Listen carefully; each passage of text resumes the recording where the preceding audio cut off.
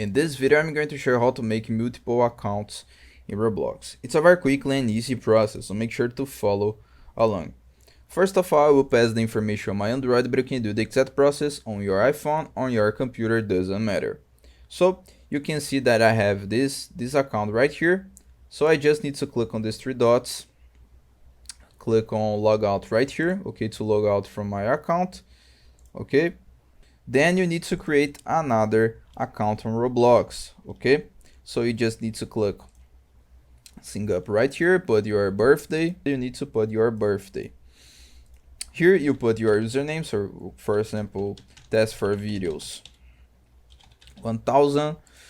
Here on password you put your password, select your gender, and click to sync up on this green button to make another account in Roblox, okay. You can make several profiles in Roblox if you want, okay. So if you want to create 2, 3, 4, 5 accounts, you can just make the exact process. I hope I help you on how to make multiple accounts in Roblox. So if this video helped you in any way, hit the like button and subscribe to our channel to receive useful tips.